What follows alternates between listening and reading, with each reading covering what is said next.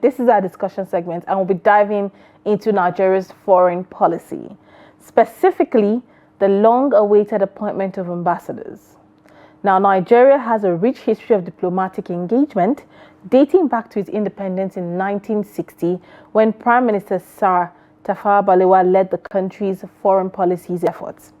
Nigeria has played a significant role in shaping global affairs, particularly within the African continent. The country's foreign policy has been guided by principles of promoting national interest, preserving territorial integrity, and fostering economic cooperation. Now, the key aspect of Nigeria's foreign policy includes promoting national interest and all what I've mentioned.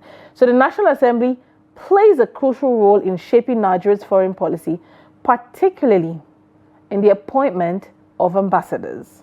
According to the Nigerian Constitution, the Senate must approve presidential appointments, including ambassadors and ministers. At this point, it's taken a while, and questions are being asked as to what is the fate of our diplomatic relations and all that is playing out. So joining us this morning, we have the esteemed Ambassador Haruna Ali Warkani. He's a retired diplomat with the Ecowas Commission, Abuja, Deputy Country Chair of the United Nations Economic and Social Council, and a Strategy and Security Administration expert. And with Ambassador Warkani, we'll be discussing Nigeria's foreign policy and the implications of the long-awaited ambassadorial appointment on Nigeria's foreign policy. Thank you so much for joining us on the show. Thank you, Lilian, for having me. Viewers, morning. All right, so the long-awaited ambassadorial appointment, what do you make of this, and what does it mean for Nigeria's foreign policy and foreign engagement? Well, it's a big breather, let us say. After almost giving up on expecting appointment of ambassadors for the almost 2 years now of this life of this administration, it's been quite disturbing that a country that has been quite an important player on the international scene could not have ambassadors for almost 2 years as a result of change of administration. Ordinarily, the diplomatic corps or mission should be partially isolated and insulated from some of the administrative functions domestically, because the foreign ministry is specifically set up to manage our foreign affairs, and therefore domestic administrative actions should as much as possible be disentangled from the foreign policy or foreign practice in some respects, because these are things that affects Nigeria and other countries. Unfortunately, since this new administration came in, there have been moves to say there's no money to maintain the missions, there's no this, no that. So in the process, the appointment of ambassadors has been delayed. But that was not even the most disturbing. Going back a little, the most disturbing was the sudden recall of ambassadors without proper justification, one would say, and non-compliance with the usual practice of having had scrutinized new appointees before the old ones are recalled. So you created a gap which was not too good for Nigeria's image abroad. And so today, with the announcement that finally the new appointee ambassadors or designated ambassadors are going to be scrutinized and possibly appointed to their various countries of mission, is a cheering news, though belated. But that is what Nigeria has turned to be, and we hope the process shall also be expedited so that those missions that do not have any ambassador would have one, and full diplomatic functions of the missions can now be carried on. So at this point now that it's approximately almost 18 months or more since we had the recall of ambassadors, which happened in September 2023. From your perspective, how has this prolonged absence impacted Nigeria's diplomatic engagement and our international relations? Well, you see, we have been literally quiet on the international scene. That's the impact, number one. Number two, there are definitely economic relations that must have suffered because of the absence of ambassadors. Ambassadors are essentially appointed to ensure that economic relations beside the diplomatic are maintained such that businesses that have been engaged, business to business, government to government, or person to person, don't suffer any adverse effects of the absence of an ambassador. And this is very, very important if we consider economic relations as very, very important. A lot of countries do emphasize the economic relations above all other forms of relationships between countries, for the simple reason that the economy is what sustains the country itself. When there was a complaint of lack of money, for instance, being the reason why ambassadors were suddenly recalled, it means the economy was not performing very optimally.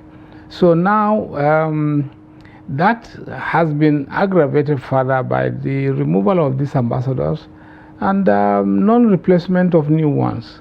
So the impact of these actions are quite severe, and we hope Nigeria does not go into that again, because this will be like one of the first times since independence that we had to go through this route, which is unfortunate, very unfortunate, because Nigeria, since independence, has been a key player on the international scene and has provided inspiration to so many countries, particularly African countries, as to policy direction in the foreign affairs sector.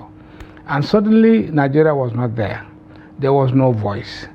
At the level of the foreign ministry, I think much needs to still be done because we have seemed to be too quiet for good as a country. We are supposed to shape the international relations in Africa in particular, and then projecting that on behalf of Africa, because we cannot be giant of Africa for nothing. We earned that title because our policy position or stand in international affairs were quite eloquent and prominent, that the world respected Nigeria, accepted Nigeria as a leader without any elections. They just said Nigeria is the key player in the international relations, shaping African thought and practices. Now suddenly we have lost that position, and we need to do much more to regain that preeminent position. Otherwise, that's not too good a commentary for Nigeria. All right, for the past 18 months, we've not had ambassadors. So who have handled the affairs of our international relations, and what limitations did they face? Okay, well, generally speaking, the way embassies or missions or consulates are structured are such that the ambassador is the ceremonial head of the mission. But technically, the chargé d'affaires, as is usually a French term, are the ones that are really running the affairs of the mission or embassy. Now, with or without the ambassador, yes, a lot of things can still go on technically. But for the ceremonial cover, the ambassador needs to be there, because there are certain countries that will tell you they have only credence with the ambassador and nobody else. Because upon appointment, each of these ambassadors is supposed to present his letter of credence from his country to say, I have been duly appointed as an ambassador to your country, and the receiving country is also expected to scrutinize. That's why it takes some time before ambassadors are usually welcomed in the ceremony of credence to say, yes, we have accepted you to serve in our country, because it's a prerogative of the receiving country that you might be appointed and the country might say, no, sorry, we can't work with you because you are almost like persona non grata to this country. There must have been something you have done before against this country, and so we cannot accept you to serve as an ambassador to your country here. So usually when ambassadors are sent, you have to present that letter of credence from the country here, and the country receiving such an ambassador will scrutinize through the agencies of intelligence and what have you, to be satisfied that yes, they can work with you. So you see, the processes are still long to come. And yes, in the absence of the ambassadors, the chargé d'affaires in the various missions had taken charge, discharged some of those responsibilities. But when it comes to ceremonies, when ambassadors or embassies or missions are invited, it becomes a bit weak for the chargé d'affaires to appear and represent his ambassador, except if maybe there was a short travel. But in this particular case, totally, there is no ambassador sitting. Okay. All right, at this point in time, you spoke about financial constraints, and we see that the Minister of Foreign Affairs attributed the delay to financial constraints. In your experience, how have budgetary allocation and financial constraints affected the effectiveness, of our foreign missions? Well, our missions, since they are part of Nigeria, no matter what happens, irrespective of where they might be, has been really suffering, let me say. The missions have not been run properly in most cases across the years, simply because the allocations to the ministry had either stagnated in some years or declined in some instances. Meanwhile, there is expected expansions of the missions, because sometimes beside the embassy itself, you needed some consular offices in some big countries, more than one, to enable processing of visa and some other requests from citizens and travelers. So you have plenty of demands for money, which oftentimes the ministry is unable to meet up. The Ministry of Foreign Affairs, in some places are almost like a country of its own within a country because of the complexities of what happens there. If you look at the way it is structured, you have different departments, different sections, the Americas, Asia, Europe, Africa, South Africa, and Southern African countries and the rest of them. So you have plenty of complexities and so much demand. One of the most difficult scenarios has always been the question of rent. Many a times, you find the embassy unable to buy a property in a resident country, and so the embassy ends up renting a property. And when there is a shortfall in cash flow, you find that there were instances where the embassy was unable to pay rent when and due, and so that has created problems for some embassies. So in some respect, you could expect that the closure of some embassies was an option which Nigeria has exercised over the years. In some countries, Nigeria had to totally close down, merge the embassies with other neighboring embassies to oversee some of these things, to reduce cost. But that notwithstanding, you see that because of the foreign relations that we need to maintain, it becomes very difficult for Nigeria to just ignore that sector. So I think what is critical today now would be for the government to look for better ways of funding the embassies and our foreign mission generally, and the Ministry of Foreign Affairs as it is, because the Ministry of Foreign Affairs runs itself here and also runs the embassies out there. Okay. So it has a dual role that is very, very distinct, and yet both are money-consuming activities, because whether you like it or not, you have to pay your staff properly in line with diplomatic protocol.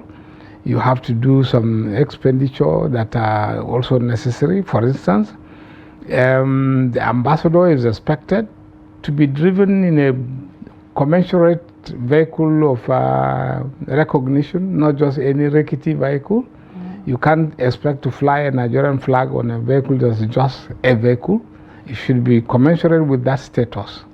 You are the number one citizen in this country, and therefore that protection, prestige, and what have you required to be conferred. And so for it to be done, you see that both the building, the office, internal, and means of transportation becomes very, very important, that this must be respected. All right. And indeed, that's a lot of financial commitment and budgetary allocation from the government. It says a lot. All right, let's talk about the screening and appointment process of ambassadors, which is very critical, and would love to know. Recently, reports indicate that nominees, the likes of governors, former governors and ministers, are currently undergoing security screening at the DSS.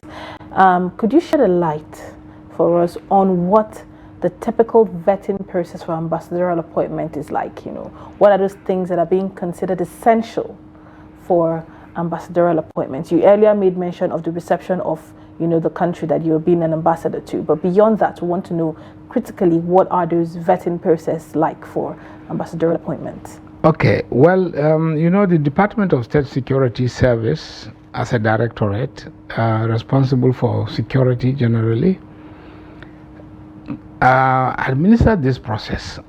So some of the processes that are undertaken are like off limits that cannot be said out. Right. But they have their own processes internally that they subject each appointee to, which could include security checks as to what has happened before, claims in the forms as to what you have done, what you have not done, who you are not, and what have you. Are there any criminal records? This is important because you cannot afford to send someone out who has a pending criminal record. And I think here the DSS will have a lot of time for Nigeria because it's very embarrassing that we've ended up with some people in the National Assembly, for instance, that have existing criminal records out of this country, that managed to commit crimes, got away with it, came into Nigeria, contested elections, and became elected members of the National Assembly, for instance. These are some of the things that this screening is supposed to totally avoid, because Nigeria cannot afford to appoint someone who goes out there and somewhere, somehow, it is discovered, in quotes, that such a person had a criminal record. That will be very embarrassing for the country. Indeed. Two, importantly, such a person ought to also be cleared that he doesn't have an existing record discrepancies with the country he might be exposed to. Because like I said earlier, if someone is sent to a country, that country is also supposed to conduct a screening for acceptance of the letter of credence. And that means a lot, which means we have to do our job here as Nigeria very well, scrutinize this person adequately before you allow such a person to go for training and posting eventually. So the DSS is definitely going to go through their usual processes of subjecting every appointee to some kind of questioning, discrete data gathering and processing, analysis, etc. So if someone is found perhaps not to be appointable, yes, at this stage it can be dropped and something else happens. But crucially, each country is supposed to. Our external relations arm of the NIA is expected also to provide some inputs into this, but normally it's done quietly, so people hardly know that such things are happening. All right, now reflecting on the extended delay, obviously it's been quite long that we've not had that ceremonial head or ceremonial representation for Nigeria's diplomacy. Mm-hmm. Oh God, for Nigeria's diplomacy. Now, what immediate steps should these appointees undertake to build the gaps and rebuild the bridges, to enhance Nigeria's presence globally? Well, I think it's going to be more or less a pity that such ambassadors eventually, when appointed, are going to find that their new desks will be full of some unattended to letters and some other things, assignments, requests particularly. There is going to be surely an accelerated need to attend to requests for certain things, particularly investments. Generally speaking, there are plenty of companies out there that might want to do business with Nigeria. And for them, the first port of call in their own country would be to come to Nigerian embassy or mission to find out how authentic is this company that I want to do business with in Nigeria. And the best place to go is the embassy or the mission.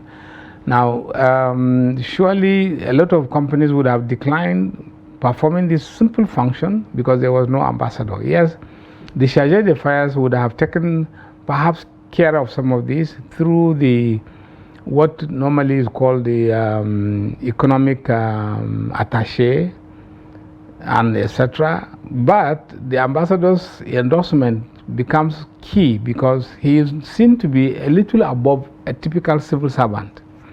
And so ambassadors' words are supposed to have been expected to weigh a little more prestige, integrity, etc. So when these new appointees are finally assigned and report to duty, I'm sure they are going to see backlog of work to do. Plenty of backlog of work to do. There may also be some disputes, existing disputes that might be pending, waiting for the ambassador to endorse properly.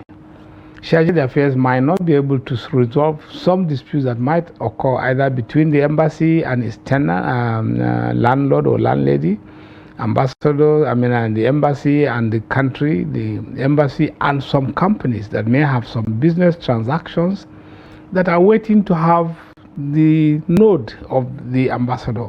So all these are things that their desks are expected to be full of. Some of these are waiting to be heard in these situations. All right, lessons for future appointments now.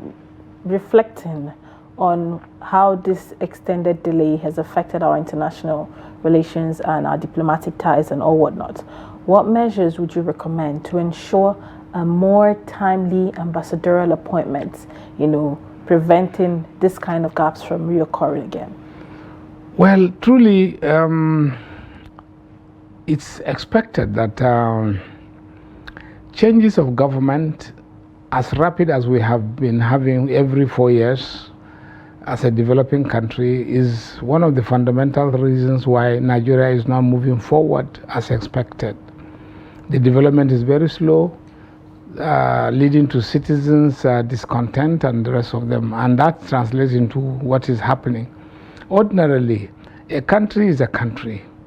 We shouldn't be expecting that because there is maybe a new election and new government comes in, every ambassador needs to be removed. No, that should never be the practice. We should have some places, some relationships that can be maintained vis-a-vis some others. In fact, the expectation was that since this administration is of the same party with the departing or departed administration, some of these changes ought to have been as minimal as possible. Indeed. Yes, because you don't expect, without a change of, let's say, maybe an opposition party replacing a ruling party, then you will expect an overhaul of the administrative setup of the country and what have you. But when the same party remains in power, it's just a change of administration. Ordinarily, we don't expect a wholesome change at the same time, just like that, because the ruling party is supposed to exercise some control over some of these things and provide direction as to what should happen. Because if our external relations matters to us, then we should be conscious of the fact that there are some things that are domestic enough for us to isolate or insulate from the international scene. I think this is what we didn't do well in this regard. By coming into power and then everything is disrupted, you say an announcement is made, all ambassadors are recalled. I mean, it shouldn't be so. It's not necessarily a wholesome thing. Right. We could have gone around it piecemeal and without any disruptions, change our ambassadors or whatever we want to do without this massive disruption.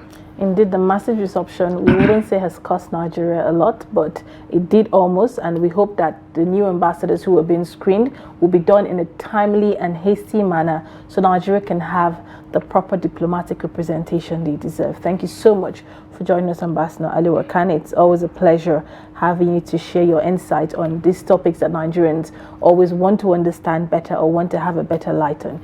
It's a pleasure having you join us this morning. Thank you, Uncle, and thank you, viewers, for having me.